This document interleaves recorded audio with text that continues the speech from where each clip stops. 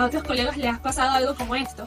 Pero lo que fue ver la parte de neurociencias y neuropsicología en la universidad fue demasiado tedioso y difícil. En mi experiencia con mi infancia y desarrollo pleno he podido tener un aprendizaje eficaz, práctico y sencillo que me ha permitido entender mejor el funcionamiento correcto de nuestro cerebro. Estoy expectante de qué va a seguir siendo esta especialización, pero puedo decir que en mi experiencia vale la pena cursar lo que Infancia y Desarrollo Pleno tiene para nosotros. Así que si estás pensando en inscribirte, te digo que lo hagas porque no vas a arrepentirte. Hasta luego. Hola.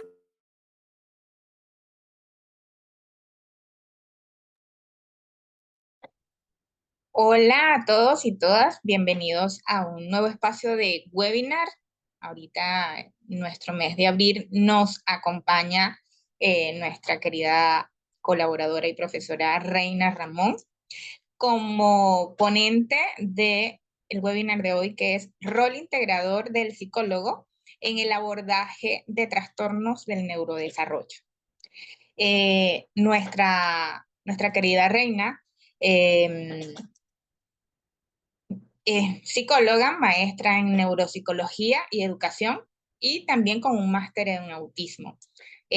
Da atención terapéutica a personas con trastornos del neurodesarrollo y discapacidad. Sin más preámbulos, le doy la palabra a Reina para iniciar la actividad y esperemos que sea de provecho, como todos los webinars de nuestro espacio de cada mes y que se sientan en la libertad de compartir, de preguntar, de aclarar dudas y pueden utilizar ya sea el chat, levantar la mano y podríamos hacer el espacio más interactivo. Así que, Reina, te damos el espacio para comenzar.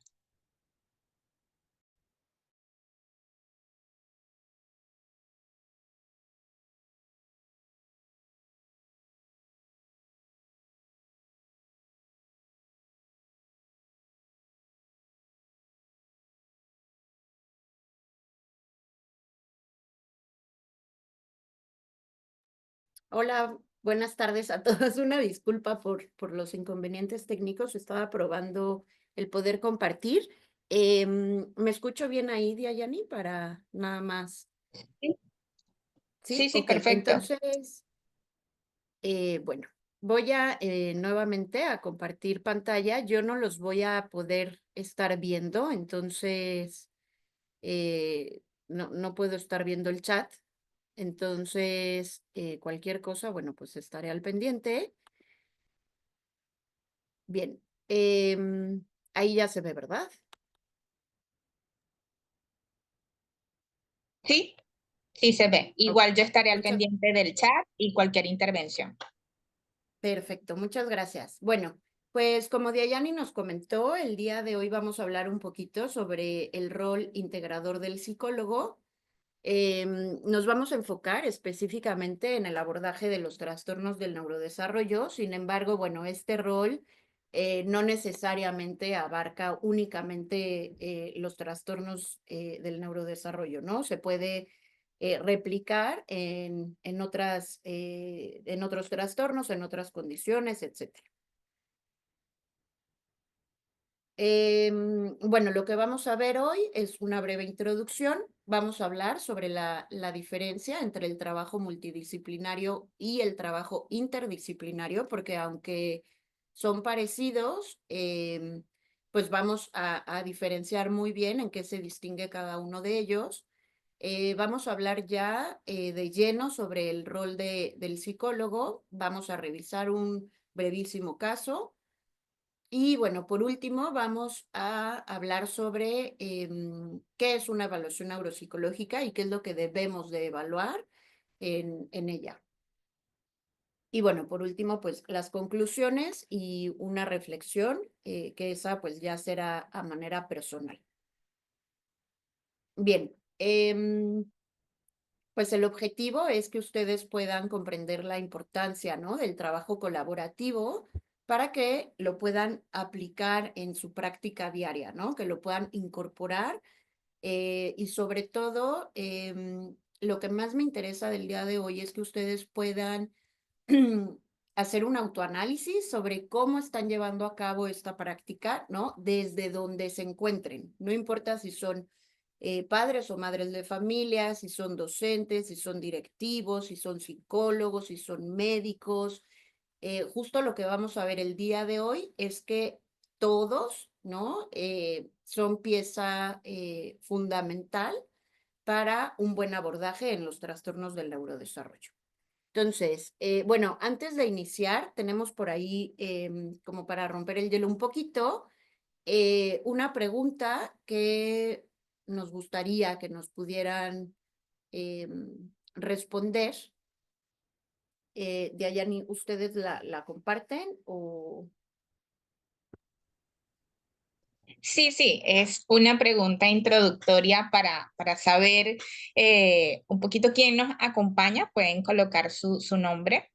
Y para iniciar como tal el debate, porque queremos que aunque Reina es quien nos está dirigiendo, podamos intervenir si lo desean para aclarar dudas y hacerlo más dinámico. La pregunta tiene que ver con a qué hace referencia el término rol integrador en el abordaje de trastornos del neurodesarrollo. Aquí es solamente para saber sus ideas, sus impresiones iniciales y aprovechando que tenemos la presencia de Reina, ella pueda o validar o aclarar nuestra impresión. Entonces, siéntanse en la libertad de escribir lo que ustedes consideran o lo que conocen hasta ahora de el rol integrador en el abordaje de trastornos del neurodesarrollo, ya con la introducción que Reina nos dio. Puede ser por la aplicación, por la app o por el chat.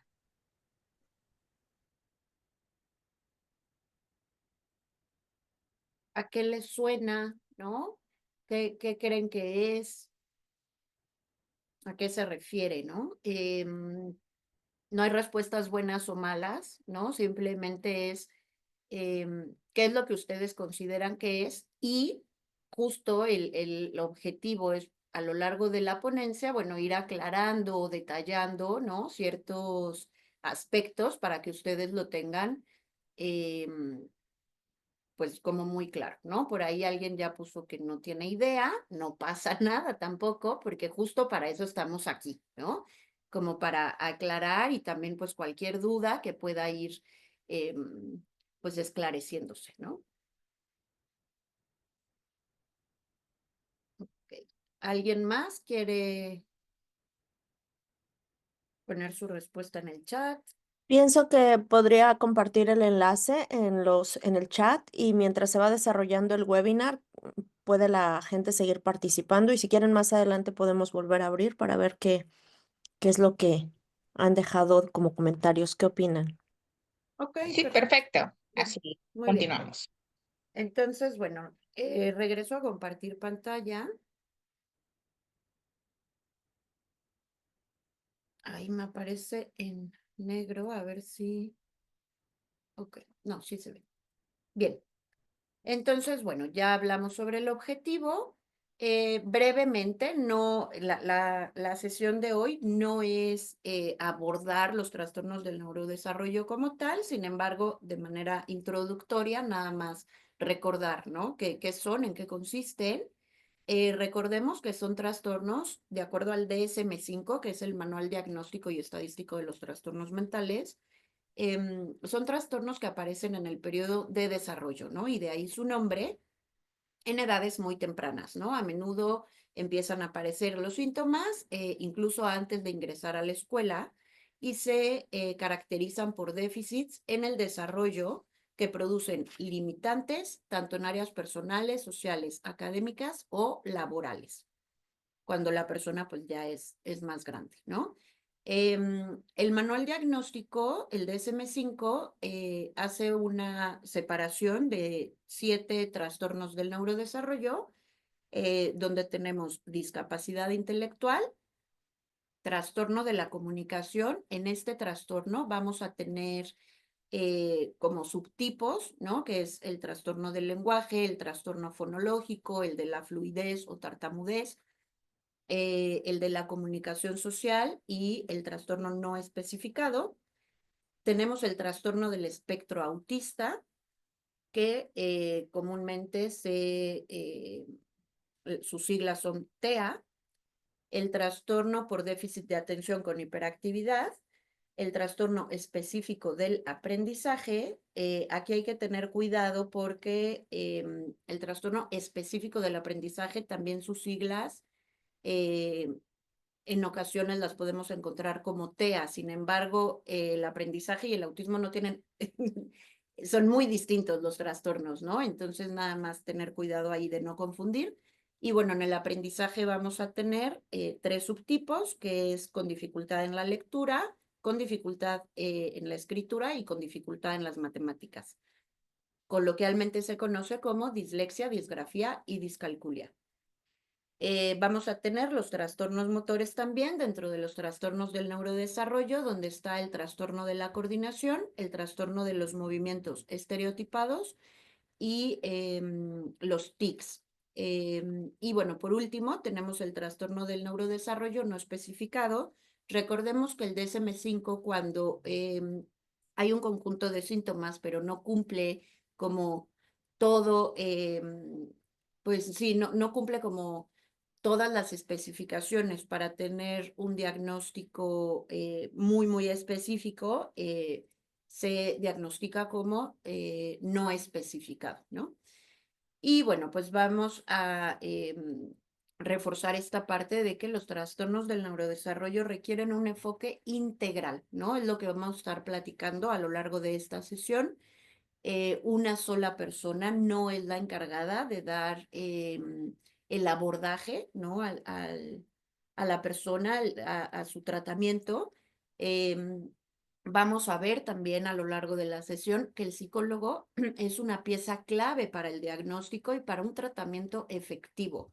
Sin embargo, pongo pieza clave, ¿no? Porque no es el único que va a estar involucrado, hay que tener mucho cuidado aquí. Vamos a ver que son más personas también las que colaboran y justo eso es un trabajo multidisciplinario. Reina, acá en el chat Perdóname. nos comparten. Sí, Gracias gracias, gracias por la oportunidad de participar. Mi nombre es Yarianni Sánchez. Integrador se refiere a coexistir un abordaje desde diferentes enfoques o posturas. También nos comparte Eunice, utilizar diferentes técnicas y enfoques terapéuticos para adaptarlo al tratamiento, dando respuesta a la pregunta inicial. ok. Muchísimas gracias por su participación. Ahorita vamos a ir hablando de esto, ¿no? Aquí yo una disculpa que cometí un error, ¿no? Aquí abajo es interdisciplinario, ¿no? Tengo como muy arraigada esta palabra de multi, ¿no? Pero lo correcto es interdisciplinario y ahorita vamos a ver por qué. ¿Cuál es la diferencia, no?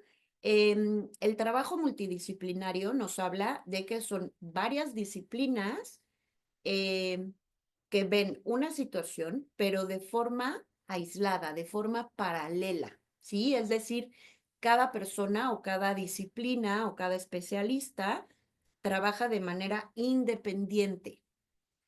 Por lo tanto, esto lo que ocasiona es que se tiene una visión fragmentada del caso, ¿no? El pediatra piensa una cosa, el neurólogo piensa otra, en la escuela piensan otra, el terapeuta piensa otra, ¿no? Pero no hay una comunicación real, ¿no? La comunicación puede ser muy básica, no hay una buena coordinación entre los miembros que tienen que ver, ¿no? Con la persona que tiene el trastorno y por lo tanto los resultados son separados, ¿no? Los resultados finales. Entonces es ahí donde las familias a veces se encuentran en pues en algún dilema, en alguna situación complicada, pues porque la familia pues confía, ¿no? Pues en lo que los especialistas nos dicen, ¿no? Si yo voy al dentista y me dice, oye, pues tienes, no sé, ¿no? Una muela picada, pues le creo, ¿no? Porque él es el que sabe, ¿no? Entonces a veces pasa que el psicólogo dice una cosa, el médico dice otra, y entonces cada uno tiene como diferentes visiones y pues la familia no sabe ni por dónde empezar, ¿no? Entonces, bueno, la propuesta siempre para que sea un abordaje integral, ¿no? Es que podamos aprender a colaborar de manera interdisciplinaria, ¿no? De igual manera, son diferentes disciplinas, diferentes especialistas, pero que trabajan de forma integral, ¿no?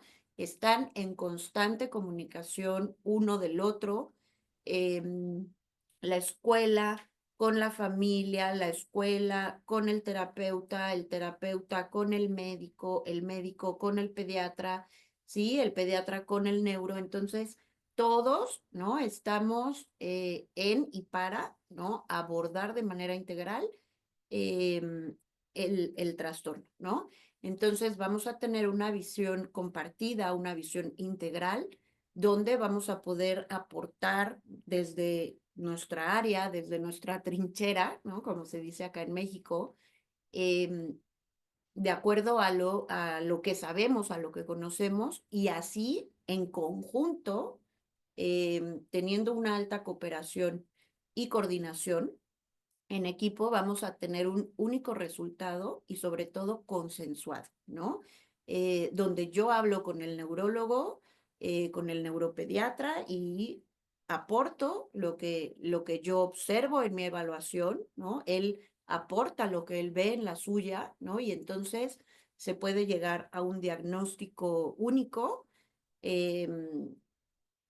pues para beneficio de la familia y de la persona que estemos evaluando, ¿no? Y bueno, pues posteriormente para el tratamiento.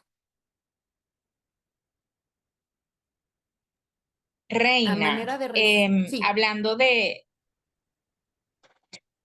interdisciplinariedad y multidisciplinariedad, en tu práctica diaria, ¿cuál se ve con mayor regularidad? Es decir, este trabajo segmentado de especialistas o este trabajo interconectado en el abordaje de trastornos del neurodesarrollo.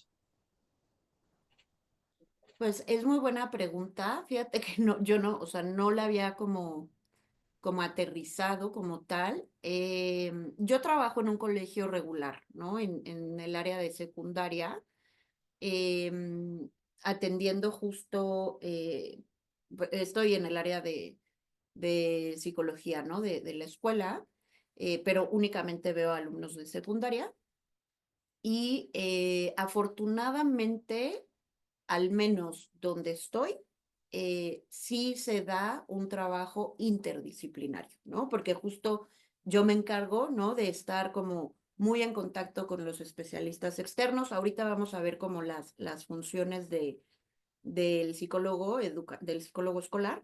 em, Obviamente debemos tener, ¿no? Muy buena comunicación con directivos, ¿no? Entonces estoy en constante comunicación con directivos, tenemos que dar capacitación docente, ¿no? Entonces, ahorita lo vamos a ver, pero en mi práctica, afortunadamente, sí se da un trabajo interdisciplinario, sin embargo, sí me ha tocado muchas otras situaciones donde no se da, ¿no?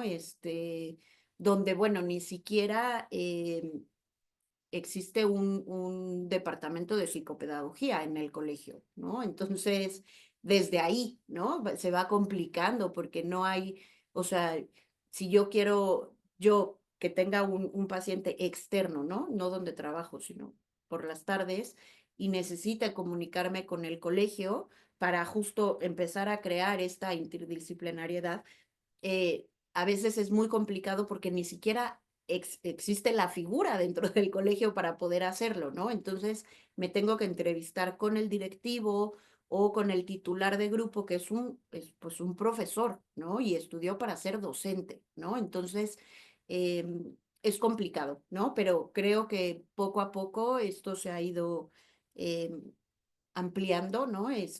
Mejorando también, pero pues sí o sea, sí me ha tocado ver como de todo, ¿no? Bien. Ok, Bueno, muchas pues gracias. no, ¿de qué? Bueno, pues retomando, este es un ejemplo que me pareció a mí, ¿no? Muy, como muy fácil de poder distinguir, ¿no? La diferencia entre un trabajo multidisciplinario con un interdisciplinario. Y es, aquí al centro está, pues la persona, ¿no? Con la que vamos a trabajar, en la que estamos evaluando, etcétera, ¿no? Entonces, aquí adentro está la persona y las diferentes disciplinas, ¿no? Que tienen que ver, ¿no? Está el médico, está la escuela, está el psicólogo, otros especialistas, pero cada uno de manera aislada, paralela, ¿sí? No hay aquí una interconexión entre cada disciplina, ¿no? Entonces, bueno, nada más para que quede claro, el trabajo interdisciplinario sí se da, ¿no? Se da esta comunicación de un lado hacia el otro y viceversa, ¿no? Están los docentes, están los directivos, está la familia, están los médicos, los psicólogos, ¿no? Pero todos trabajando y colaborando en y para la persona de aquí en medio y en constante comunicación, ¿no?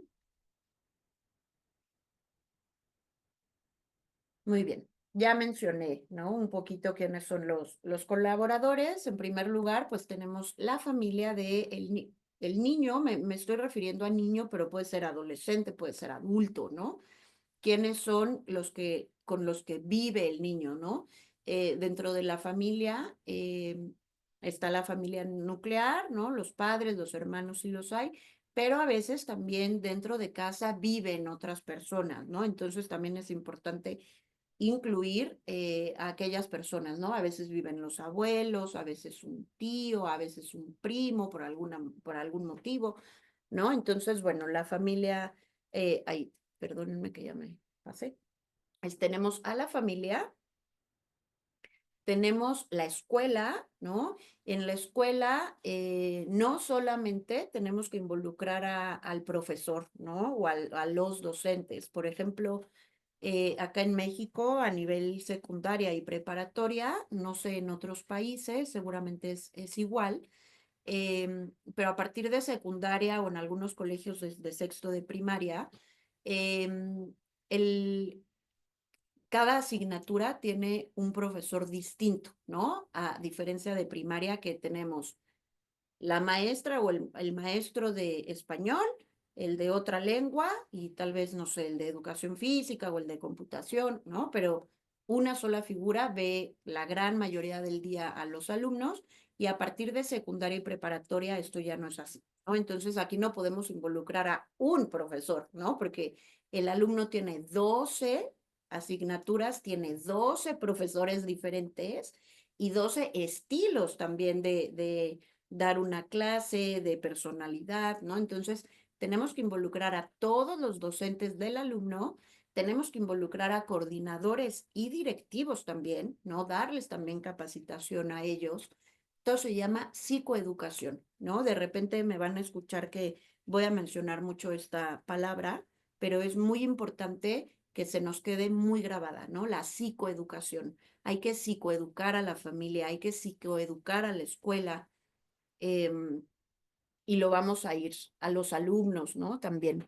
Em, tenemos a los médicos especialistas, ¿no? Primer lugar está el pediatra, ¿no? Por lo general todos los niños, ¿no? Tienen como su médico de cabecera.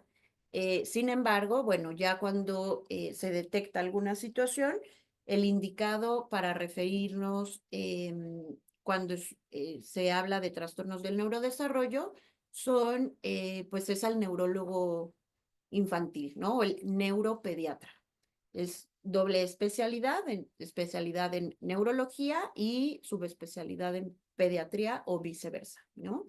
Em, tenemos a los psicólogos, tenemos por un lado al psicólogo que está dentro del colegio, el psicólogo escolar, y cuando hay, ¿no? Porque les digo que desafortunadamente todavía falta mucho, ¿no? Pero poco a poco hemos avanzado en ampliar el campo de la psicología, pero bueno, está el psicólogo escolar y está el psicólogo clínico, que ya es el terapeuta externo al colegio. Y bueno, otros, ¿no? ¿Qué otras personas pueden colaborar? Por ejemplo, si el alumno, no sé, asiste a una actividad extracurricular, entrena algún deporte, toma clase de algo, ¿no? Es de música, de algo, ¿no? Lo que ustedes quieran, ¿no? Y que sea una figura importante para el niño, bueno, será importante pues también poder hacer equipo con esa persona, ¿no? Muy bien. Por ahí si van saliendo Reina, dudas. Sí.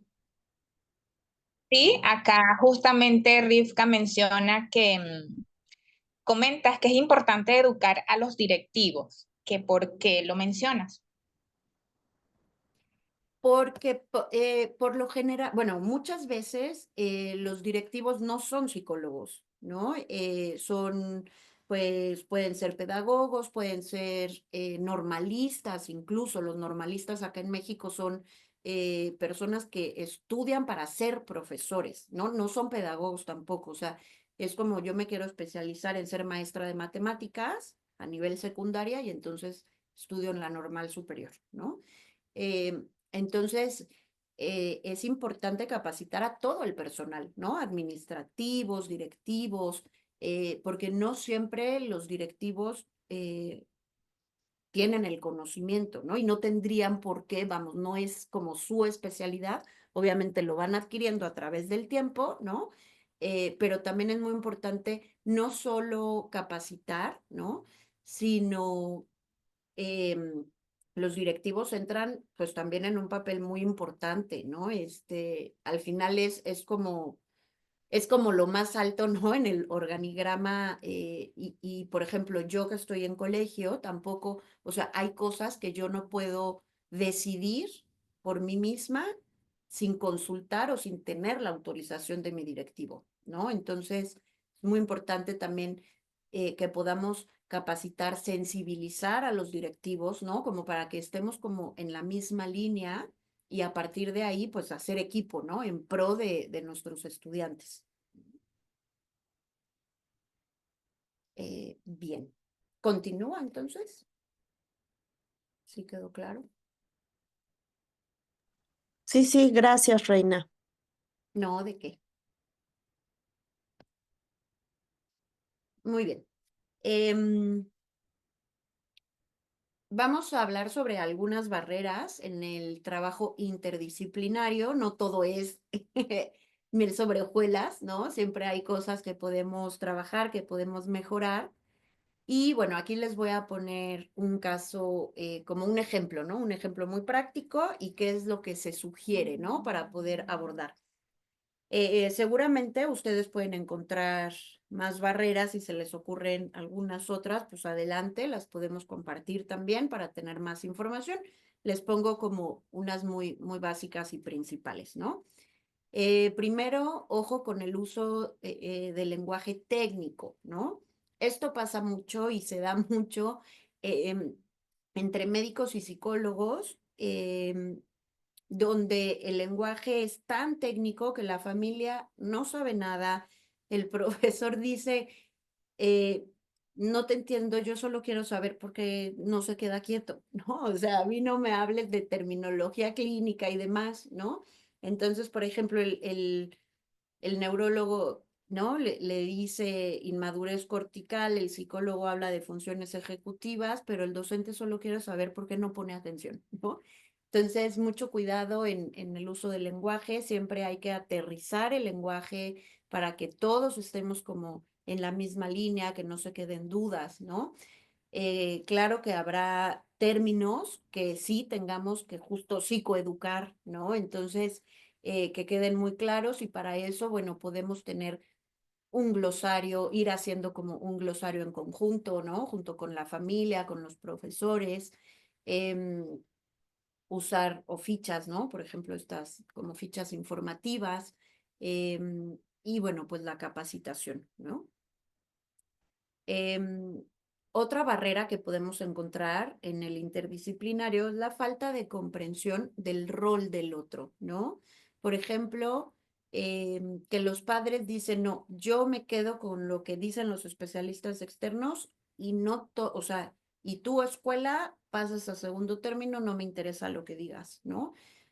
Es importante que todos o sea, aquí no hay uno más arriba, uno más abajo, uno vale más, no, o sea, estamos en y para la persona, ¿no? O sea, esto es lineal, ¿no? Entonces, todos estamos en la misma línea y cada uno desde su saber, ¿no? Entonces, claro que también es importante la escuela, hay que escuchar a la escuela y por supuesto que llegar a acuerdos con la escuela, ¿no?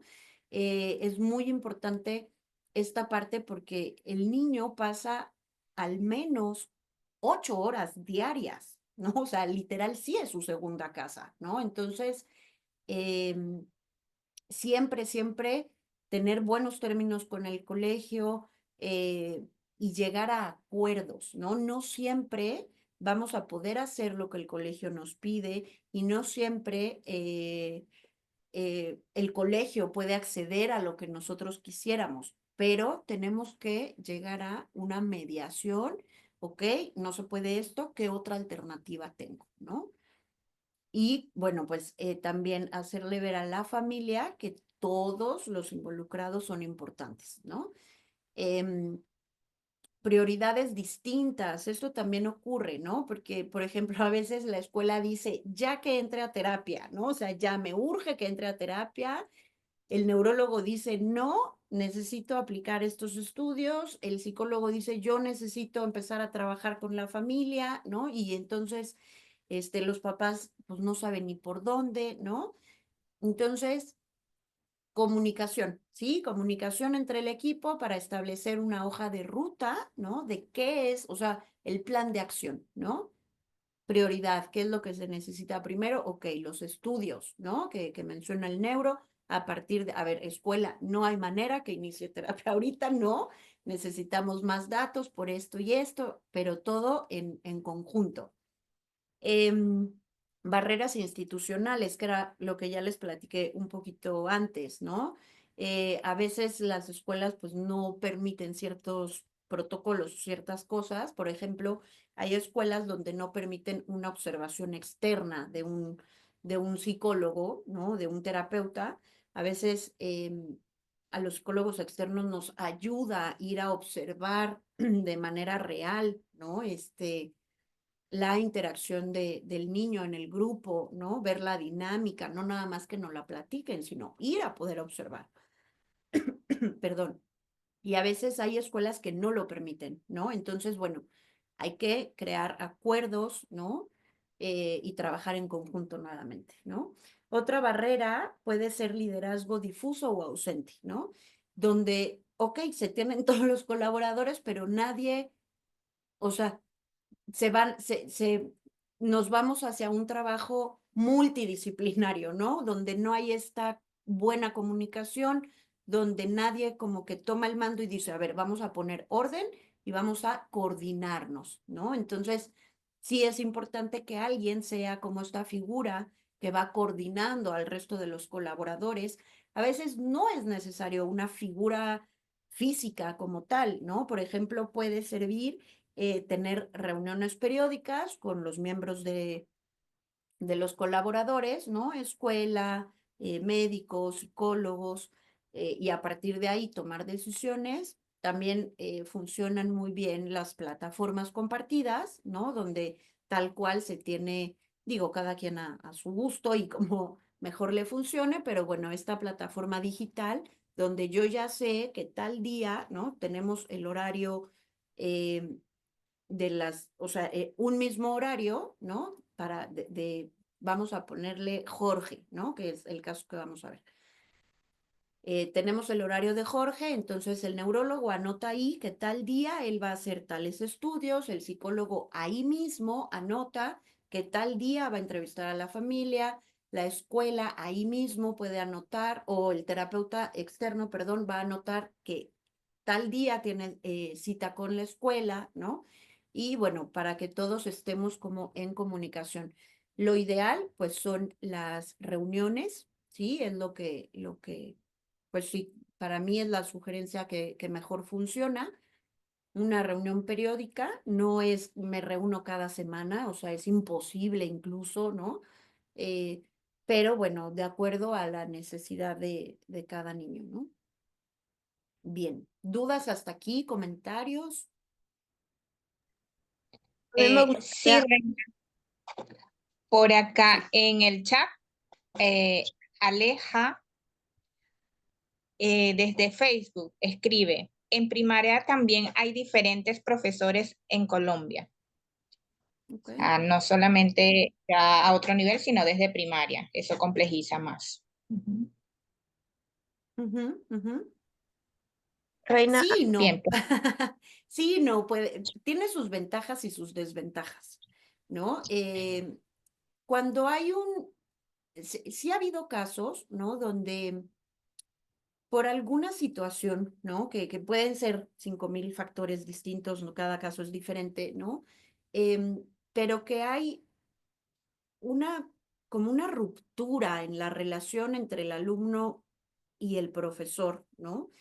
Que el niño no quiere ir a la escuela porque no quiere clase con ese profesor en específico, el que no, o sea, el hecho de que haya diferentes profesores para diferentes asignaturas facilita mucho las cosas, ¿no? Porque imagínate un niño que tiene que pasar de las 8 horas al menos 5, ¿no? O 4 horas con la persona que no quiere ver, ¿no?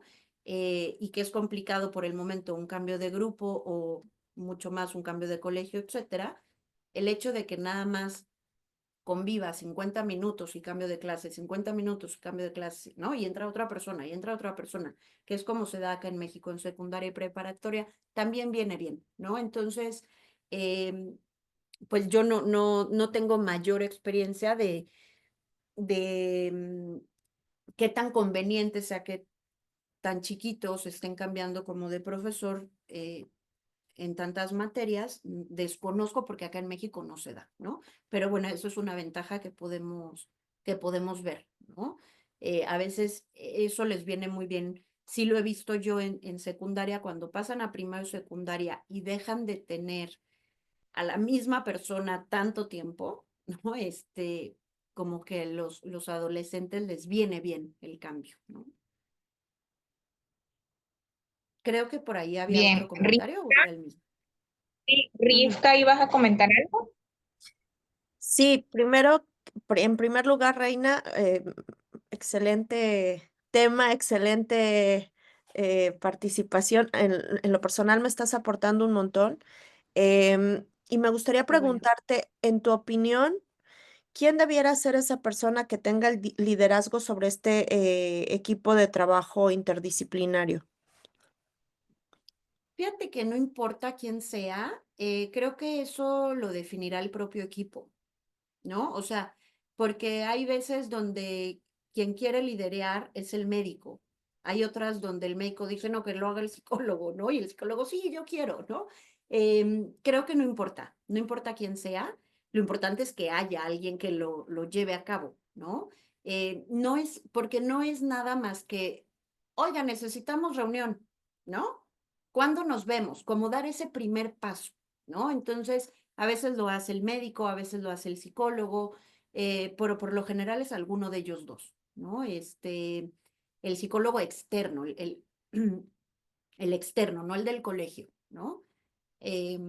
Cualquiera de ellos dos funciona muy bien, ¿no? A mí la verdad no me ha tocado, em, o sea, como psicóloga escolar, ¿no? Sí, doy como el primer paso, pero en el 1 a 1, y alguien más se pone de acuerdo, ¿no? O sea, yo no soy como la que liderea pues porque además creo que el psicólogo de la escuela creo que ni siquiera debiera, por el hecho de que, por ejemplo, no sabemos si al siguiente ciclo escolar o ese mismo ciclo escolar el niño cambia de escuela, ¿no? Porque al papá lo mandan a Guadalajara, entonces se tiene que cambiar de escuela sí o sí, ¿no? Y entonces sería como volver a empezar.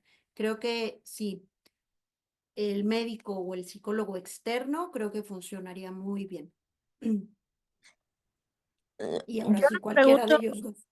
yo lo pregunto porque, bueno, igual pienso que se vuelve un poco complejo. Por ejemplo, para un médico, digo, las consultas en México, por ejemplo, muchas veces 15 minutos es mucho tiempo el que te dan, ¿no? Creo que con mucha dificultad un médico, y especialmente un médico especialista, podría coordinar un trabajo así. Ahora bien, en el caso del psicólogo, pienso que, digamos, es como que tiene más habilidades para coordinar un tipo de trabajo de esta naturaleza, pero probablemente también se puede poner sobre la mesa la participación de un docente, lo cual es bastante difícil porque también los docentes tienen una carga de trabajo que después del trabajo ya no quiere seguir trabajando. Y en todo caso, a mí se me ocurre que, digo, estoy de acuerdo contigo en lo que mencionas de que cada grupo debiera, debido a su naturaleza, tener a la persona que se encargue de coercionarlo, pero pienso en esta figura del acompañante educativo, que puede ser como también una actividad que podría coordinar. ¿No? Está la mayor parte del tiempo con el niño. Digo, lo estoy dejando simplemente sobre la mesa como para imaginar, ¿no? Otra, a un otro personaje que no está muy bien formado en Latinoamérica, pero que tiene mucho potencial. Por ejemplo, un acompañante de un niño con discapacidad pudiera ser un actor importante que no está tan cargado de trabajo como el maestro, no está tan comprometido en su tiempo como el psicólogo o el médico y además pasa mucho tiempo con el niño, con la familia. Ujú, ujú. Sí, claro, sí. Muchas gracias, Rivka. Sí, por supuesto que la figura del acompañante también, ¿no? Juega un rol súper, súper importante. Em, y sí, o sea, al final es como el equipo lo decida, ¿no? O sea, quien le venga bien. El docente sí no puede ser, ¿no? A mi parecer no creo que, o sea, no es su rol, ¿no? Y como bien dices, además no, eh, en qué momento, ¿no? Si tiene que estar en clase. Pero además, al docente no se le invita a todas las reuniones, ¿no? Sino solo a algunas muy, muy específicas o ahorita lo vamos a abordar, ¿no? Con el rol del psicólogo, eh, porque acuérdense que en estas pláticas puede salir información muy sensible, ¿no? Que no se comparte con el resto del personal educativo, ¿no? Entonces, eso queda exclusivamente en conocimiento del psicólogo y a partir de ahí, bueno, lo que se tenga que compartir y se pueda compartir y la familia nos autorice a compartir, se comparte.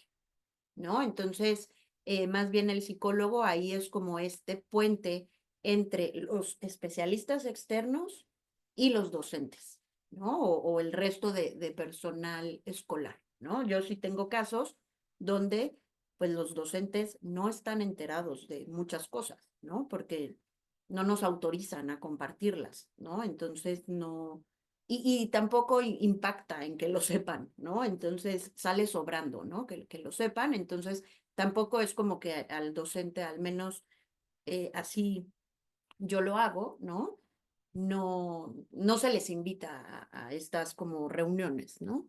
Porque además, bueno, ahorita lo vamos a ver, ¿no? Justo te me estás adelantando un poquito, Enrique.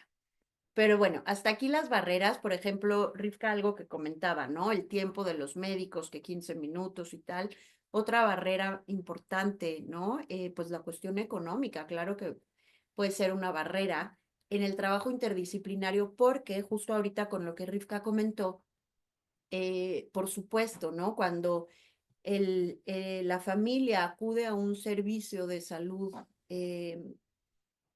del gobierno, ¿no?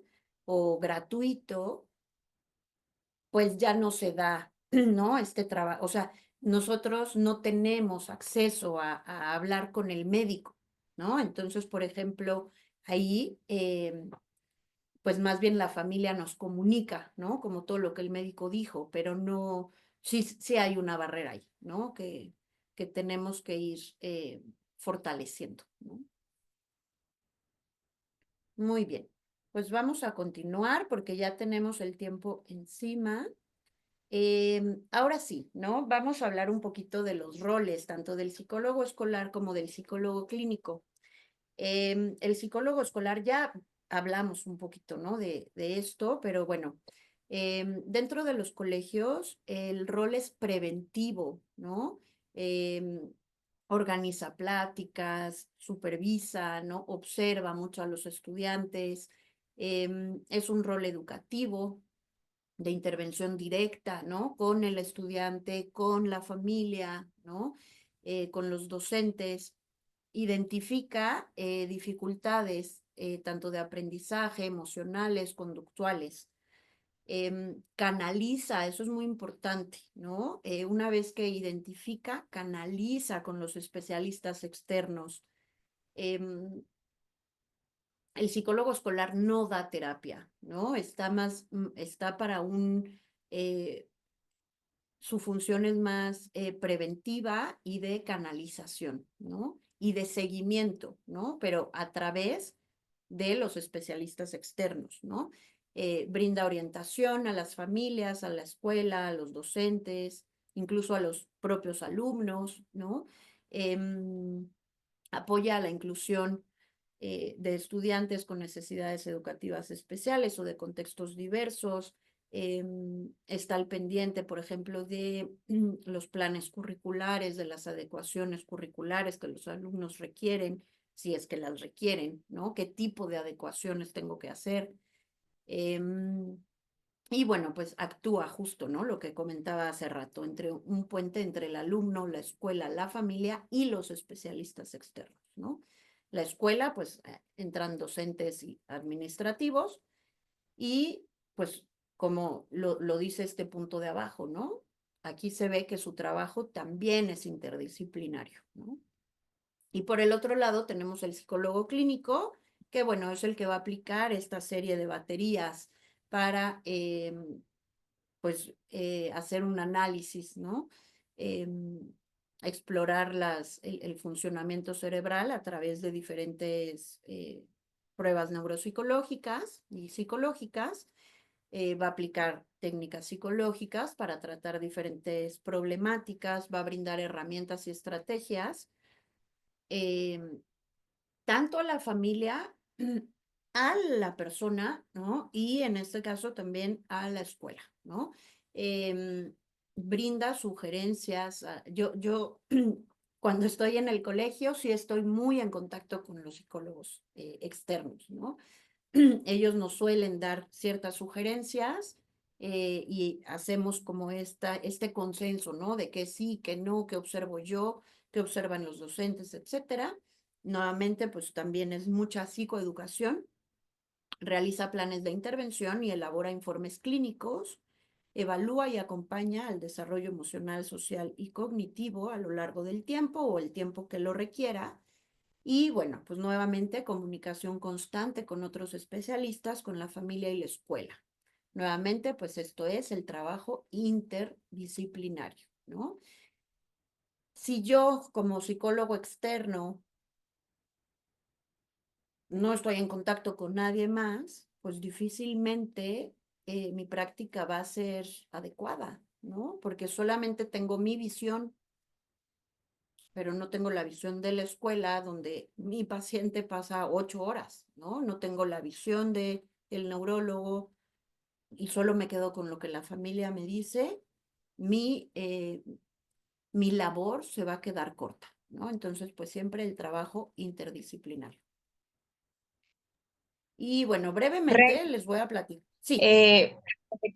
Aprovechando la lámina, disculpa que tengo mi internet algo lento y puedo interrumpir de manera abrupta. No te preocupes.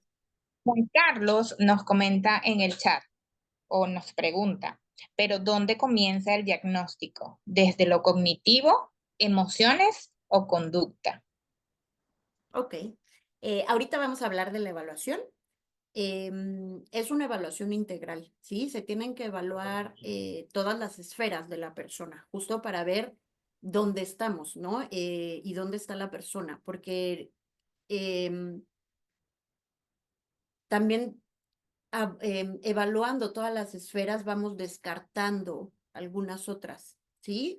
Justo vamos a empezar un poquito a hablar de la evaluación con este caso. y la siguiente diapositiva ya nos adentramos a qué es lo que debemos evaluar em, en una evaluación neuropsicológica. ¿Cuáles son todos los factores a evaluar?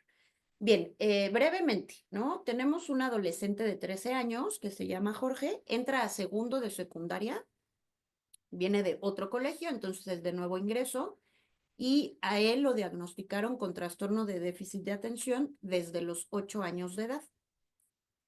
Para el examen de admisión, la mamá menciona que el diagnóstico lo emitió un neurólogo, pero que no le realizó ninguna prueba más que una entrevista a la mamá y una plática de 10 minutos al niño, ¿no? Y en base a eso emite el diagnóstico de TDA. Sin embargo, en este nuevo colegio, tanto docentes como el Departamento de Psicopedagogía detectan algunas características como dificultad social principalmente, una evidente dificultad para relacionarse con sus pares. La relación con adultos es más fácil, pero con sus pares le cuesta muchísimo trabajo.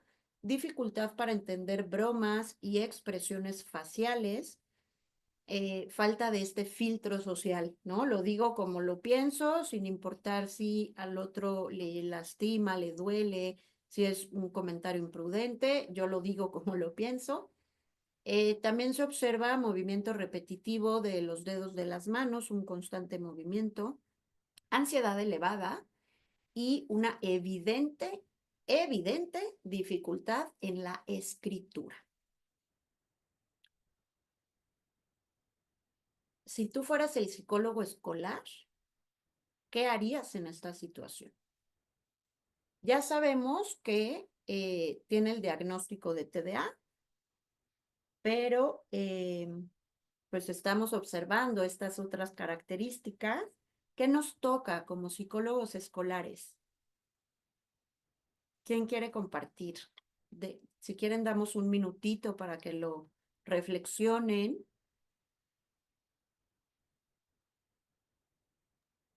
Pueden harías, Ana? compartir ya sea por el chat o levantando la mano, activando sus micrófonos. Igual ahí tenemos una pista en la lámina anterior desde los roles, ¿no? Que Ujú. podríamos aplicar.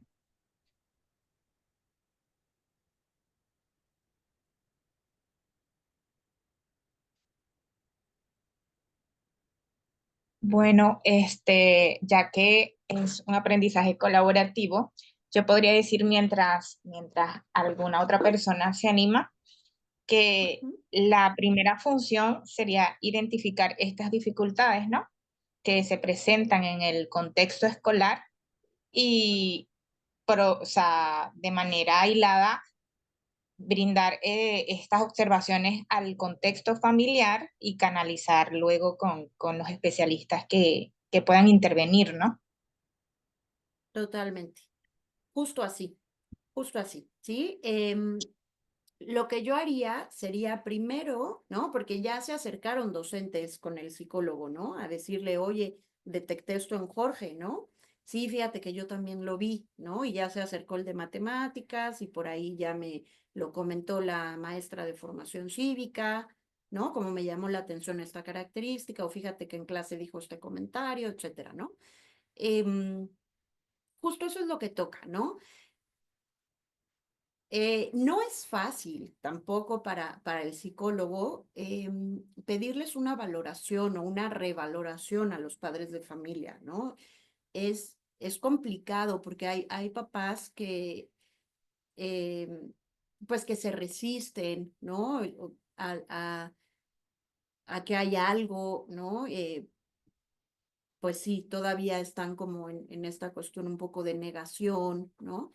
Em, yo lo que haría es primero, bueno, yo incluso tengo como un formato en físico, ¿no? Donde los profesores, ese yo lo hice, ¿no? Para que ellos lo llenen, ¿no? Entonces, tener la información por escrito de los docentes, no nada más lo que él me platica, ¿no?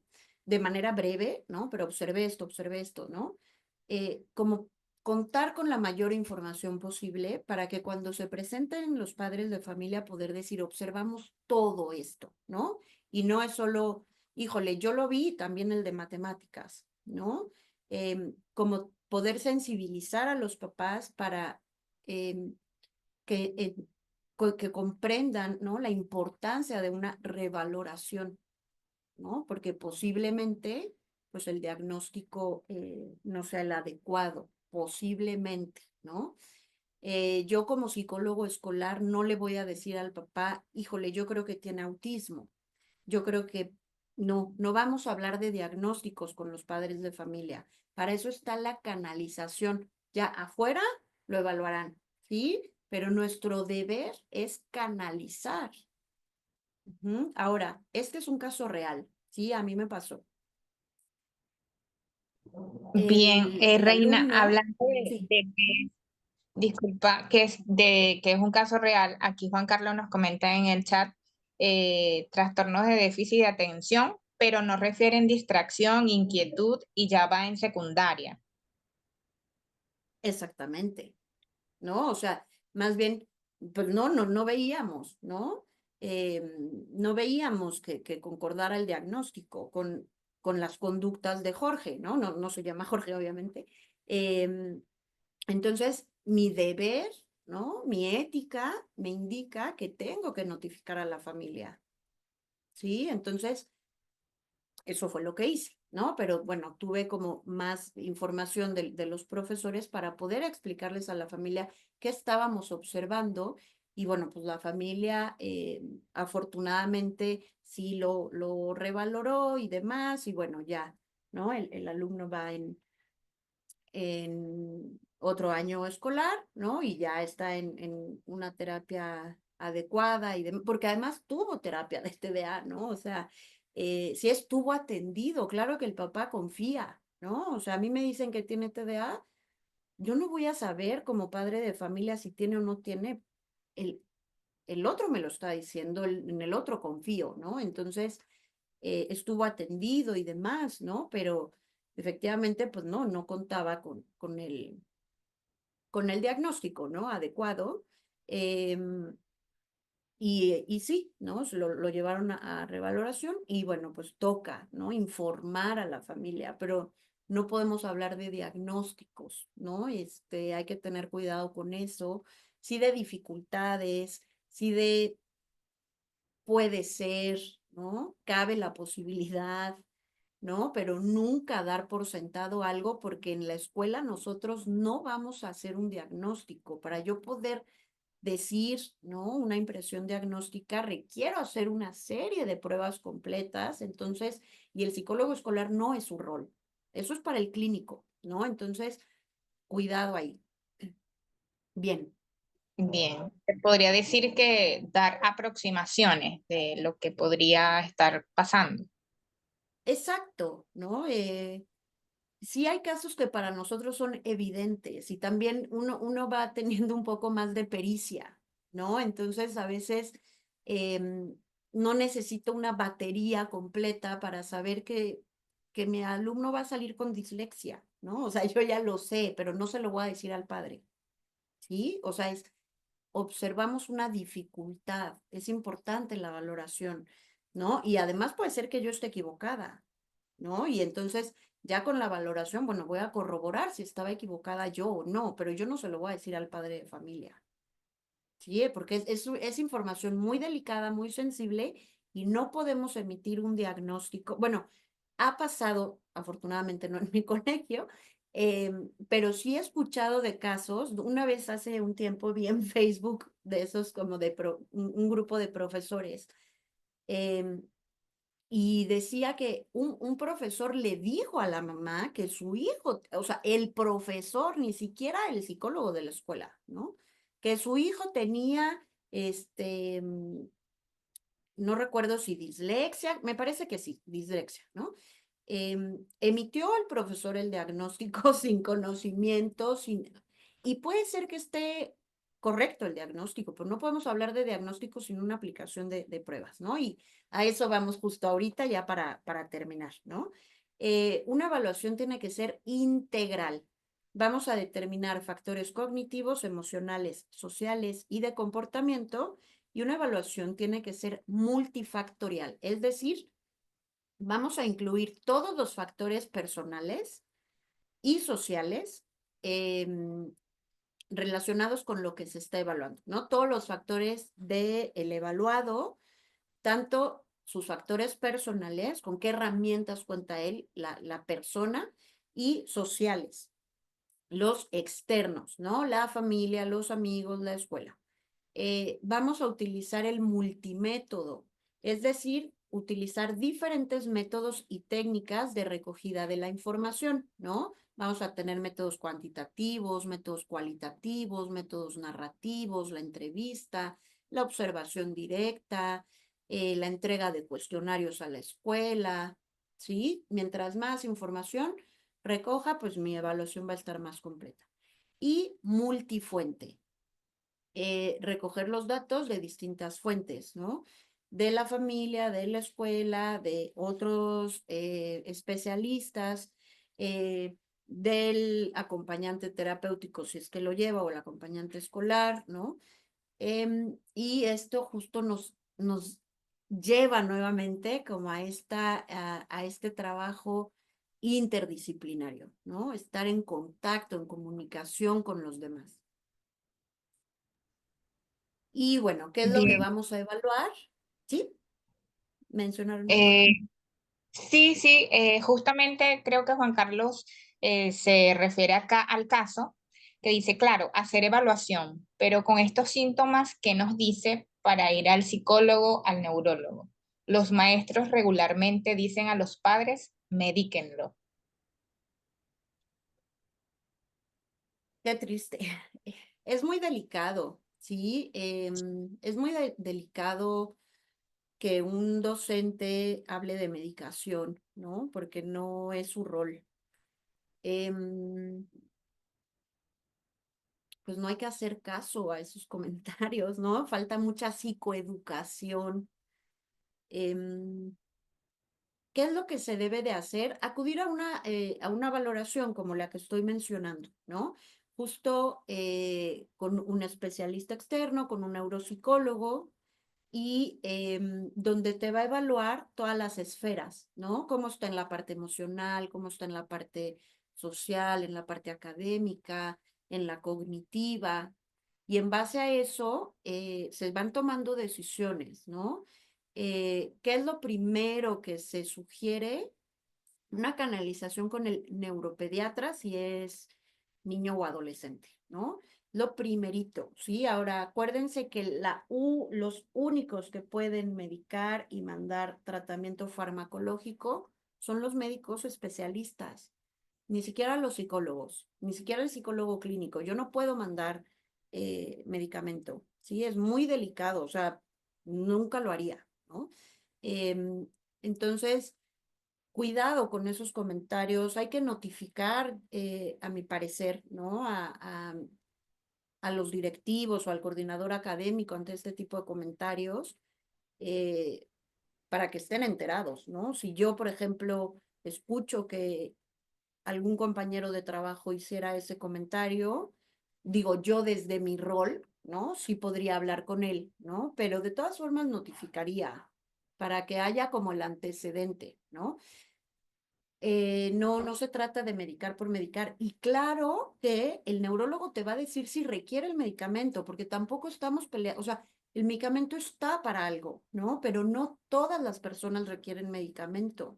Entonces, y el medicamento tampoco es para siempre, ¿sí? O sea, el medicamento sí va a ayudar en los casos que requiera ayudar, ¿no? Pero además es paulatino, es una dosis muy baja y se le va subiendo poco a poco, o sea, no se trata de que el niño esté sedado, ¿no? Así no queremos a un alumno lo queremos atento, contento, alegre, ¿sí? Que vaya a su segunda casa feliz, o sea, ese, ese debería de ser el objetivo de todos los que trabajamos dentro de una institución educativa, ver a los niños felices, ¿sí? Si eso está resuelto, la parte académica va a ser mucho más fácil también abordarla. Pero cuando la parte emocional está afectada, la parte académica también lo va a estar por lo general, ¿no? Entonces, hay que tener mucho cuidado con ese tipo de comentarios, notificar, hacer caso omiso también, ¿no? Y acudir con quien tenemos que acudir, que en este caso es el neurólogo, el neuropediatra, y él ya te dirá, ¿no? Y si requieres una valoración neuropsicológica, pues ir con el neuropsicólogo, ¿sí? O sea, si la escuela te mandó hacer una valoración, hay que ir a la valoración neuropsicológica y seguramente te van a canalizar también a neuropediatría, ¿no? Entonces, porque ya lo vimos, es un trabajo integral, ¿no? Entonces, necesito que también el neurólogo vea mi informe, mi reporte, ¿no? De lo que sale en la valoración y que él desde su disciplina esté de acuerdo o no con la impresión diagnóstica que yo doy, ¿sí? Y entonces decir, sí, claro, sí, checa perfecto, ¿no? Ok, padres de familia, pasa esto y esto, ¿no? Exacto. Y Bien. justamente desde lo delicado que mencionas, Aileen nos comenta, Aileen Peraza, como psicólogo escolar es importante informar a los padres esta información extra para que se comunique con su neurólogo para una reevaluación. Sí parece un diagnóstico bastante apresurado y con pocas pruebas, pero por eso la importancia de la comunicación interdisciplinaria, que es justamente lo que acabas de reforzar. Sí, totalmente. De hecho, bueno, en este caso les digo que sí, sí pasó. Pues sí, la sugerencia fue que no regresara con ese médico, ¿no? 15 minutos, 15 minutos para emitir un diagnóstico sin ningún otro soporte, más, o sea, el niño estuvo desde los 8 años hasta los 13 en terapia, ¿no? Entonces, no es justo, ¿no? También no, no está bien que, que, que den ese tipo de diagnósticos, ¿no? Es como si vienen conmigo y a los 10 minutos les digo, ay, sí tienes depresión, ya. ¿En base a qué? ¿Cómo? ¿No? Entonces, hay que tener cuidado, ¿sí? Y también, pues las segundas opiniones son válidas, ¿no? Si algo no te gusta, si algo no confías mucho, no te hace clic, pide una segunda opinión. También funciona bien, ¿no? Bien. Muy bien. Reina, Riff tiene la Sí, mano levantada. Sí, puede adelante. intervenir. Sí, Sí, claro. a mí me parece que es muy delicado esto, justo Reina, y qué bueno que lo estás poniendo sobre la mesa. La situación de la falta de comprensión del rol del otro, que lo mencionabas en una de tus diapositivas, es lo que nos lleva a no entender cuál es el rol de cada uno. Y creo que eso es fuente de, sí, de muchos pseudodiagnósticos, vamos a llamarlos de esa forma, ¿no? Porque a veces y me ha tocado escuchar docentes que dan diagnósticos ni siquiera psicológicos, sino psiquiátricos, ¿no? O sea, si ya es grave de por sí que el psicólogo dé un diagnóstico psiquiátrico, todavía más un maestro que tiene menos conocimiento sobre el diagnóstico. Y no es por demeritar la labor docente. Yo misma soy docente, yo misma pasé por una formación docente. No, no, un docente no es un psicólogo. También estudié psicología. Un docente no es un psicólogo. Y por supuesto, no he estudiado psiquiatría, pero no necesito estudiarlo para saber que un psicólogo no es un psiquiatra.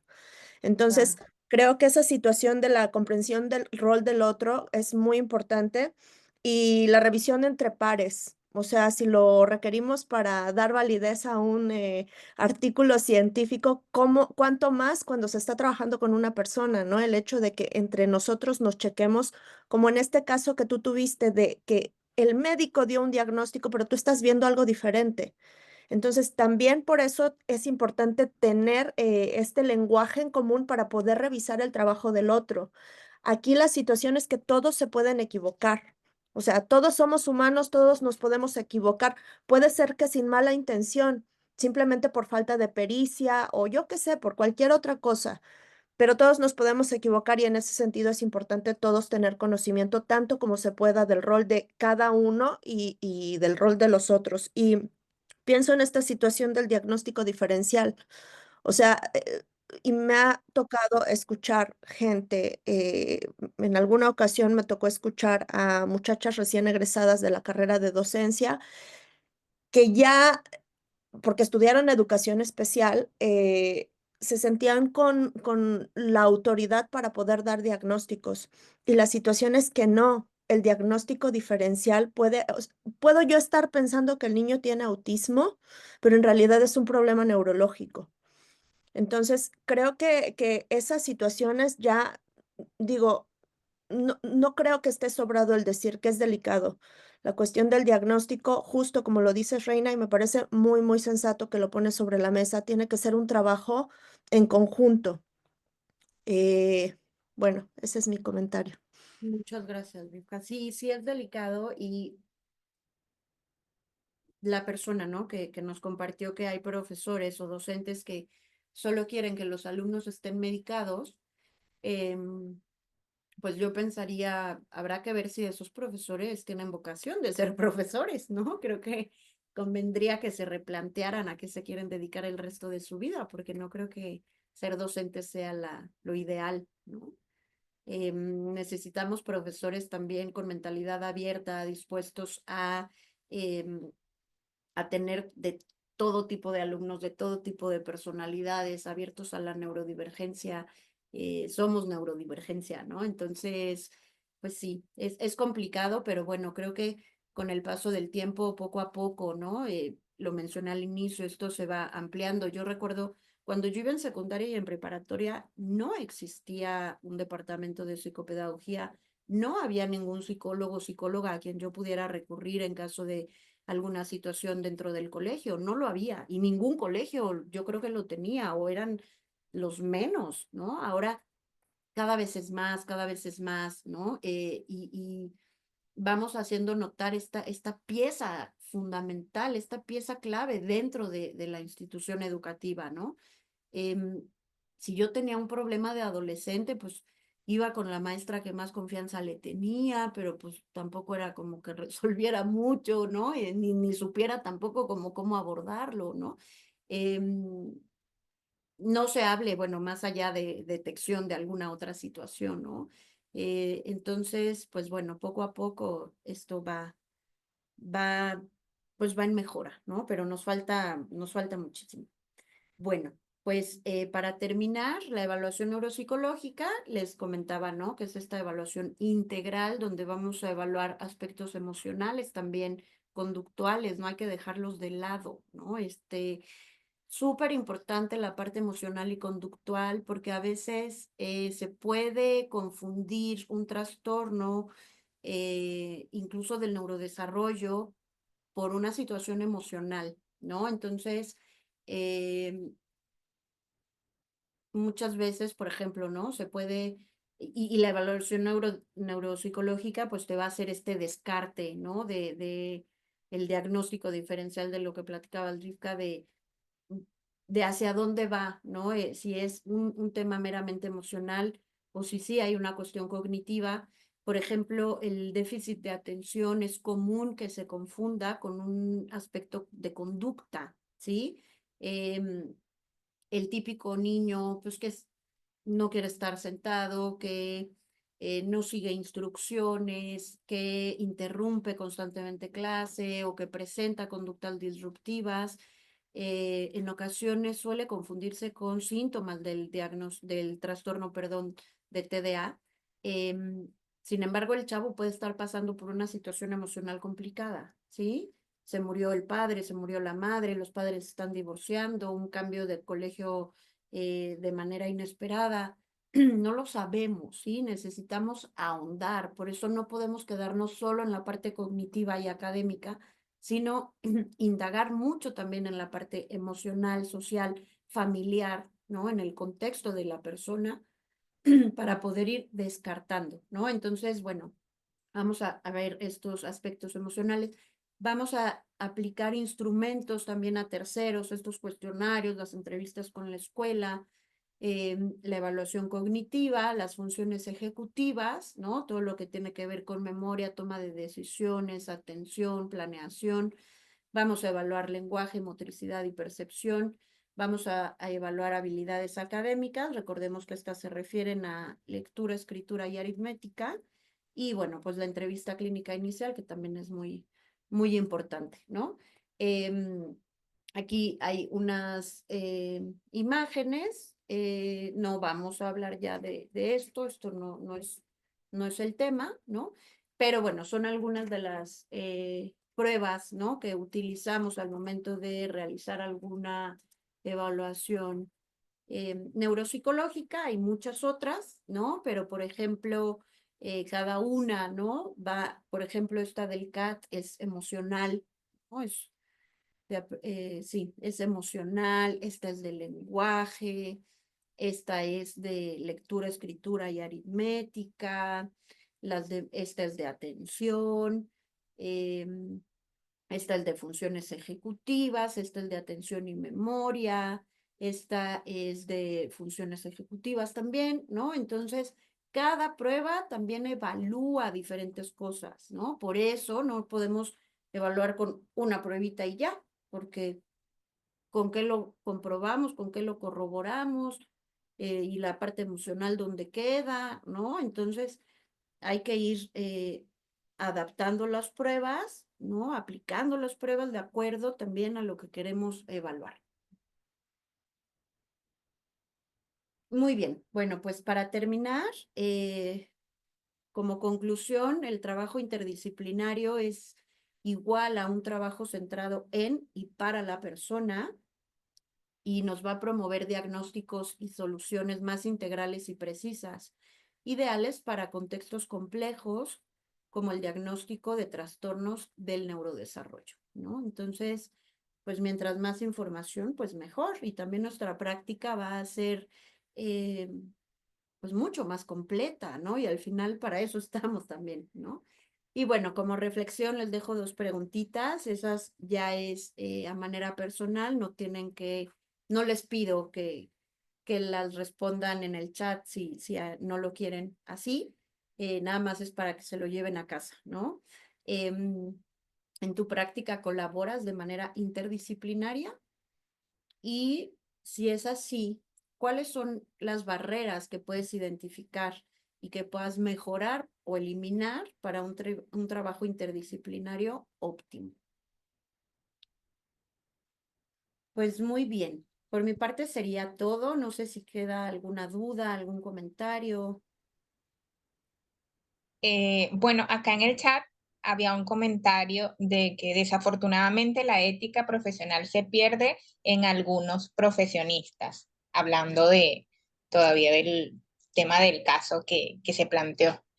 Bueno, la verdad, Reina, muy satisfecha, y creo que muchos pueden coincidir con esta apreciación, tanto el contenido, la manera en que lo planteaste, elaborarlo desde tu práctica diaria y no solamente desde la teoría, nos da mucho que tomar para nuestros diferentes roles, hablando del trabajo interdisciplinario.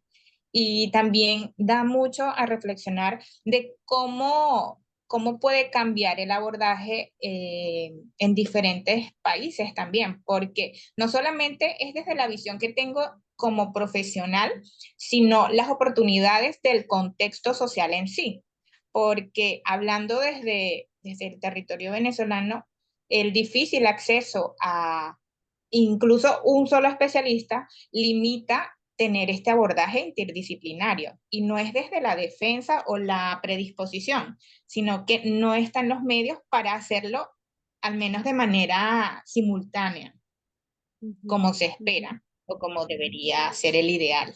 Bien, y bueno, también reflexionar sobre este intrusismo también al rol o a la especialidad de diferentes disciplinas, ¿no? Cómo me atribuyo yo de profesional, ya sea desde la psicología, desde la docencia, a interferir en lo que correspondería a otro profesional. Y bueno, me voy con mucha información, con muchas digamos, ideas por concretar, por reflexionar, y bastante agradecida con tu presentación. Muchísimas gracias, dice aquí Eunice. Y Muchas bueno, gracias. si alguien tiene algún comentario, puede activar su micrófono para ir cerrando y también proyectar las respuestas de la parte inicial que se quedó. Ajá, Yariani también nos dice que muchas gracias. Gracias a ustedes también por Cuando por la estancia, hablábamos la del, participación. cuando hablábamos del término rol integrador en el abordaje de trastornos de neurodesarrollo. Acá tenemos unas respuestas. Dice, a la persona que cumple con el rol integral de integrar la actividad de un equipo de trabajo multidisciplinario. Utilizar diferentes técnicas y enfoques terapéuticos para adaptarlo al tratamiento. Eunice Montes de Oca. Creo que hace referencia a la importancia de trabajar en conjunto como equipo multidisciplinario, padres, maestros y terapeutas, adaptando las estrategias para apoyar con diagnosticado con trastornos del neurodesarrollo.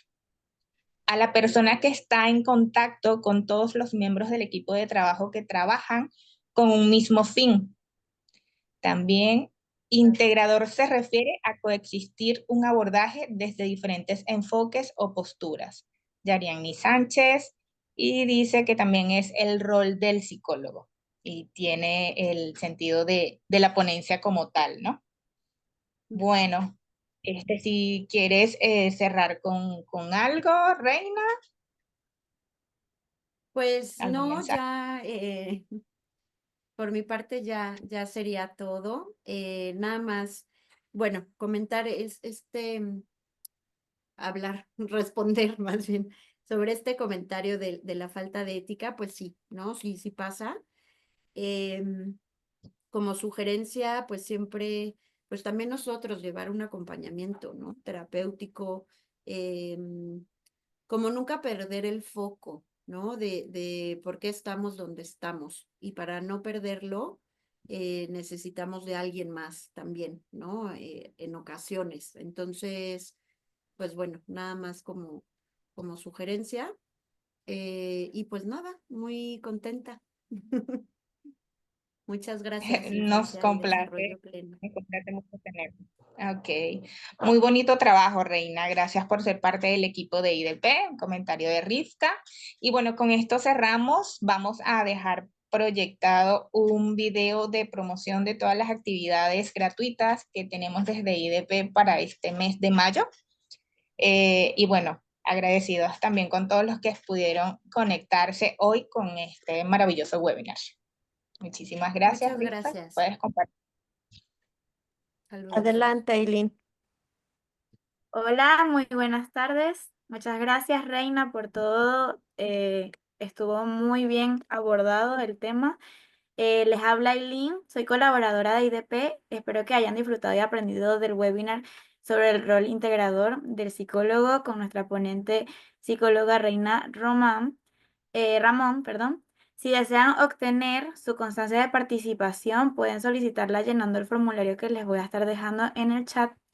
Espero que haya sido de enriquecimiento tanto a nivel personal como profesional. Pueden seguirnos también en nuestras redes sociales, que las dejé más arriba en el chat. Y allí podrán encontrar también todos nuestros eventos del mes de mayo. Les quiero recordar que tenemos también disponible un paquete muy especial, que es el paquete Premium de Neurodesarrollo e Inclusión en Acción. Este cuenta con la oferta de que al pagar 2 constancias del webinar recibirán una tercera completamente gratis. Así que es lo mejor que podrían elegir. Y este paquete incluye el acceso al campus virtual, materiales descargables y además la oportunidad de elegir 3 clases de nuestros cursos especializados en trastornos de neurodesarrollo e inclusión de la discapacidad. Sin duda alguna es una oportunidad que no pueden dejar pasar. Este es el flyer. Y bueno, aprovecho de extenderles una invitación a participar en nuestras actividades gratuitas del mes. Todos los miércoles tenemos tertulias, que es un espacio enriquecedor donde discutimos diversas temáticas a través de nuestro grupo de WhatsApp. La próxima tertulia será el día miércoles 7 de mayo. donde se abordará la realidad diaria en personas con discapacidades. También tenemos un espacio donde contamos con experiencias de colaboradores, de cuidadores. Este será el 11 de mayo de personas cuidadoras y se abordará la expresión de necesidades y límites en el entorno de los cuidados.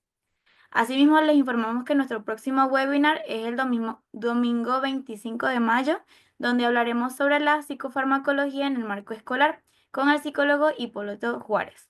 Si quieren profundizar en estas temáticas y seguir formándose, contamos con varios programas educativos. En este momento vamos a ver el video donde pueden ver las inscripciones que tenemos abiertas en nuestras diversas formaciones. Ah, ese no es, Rivka.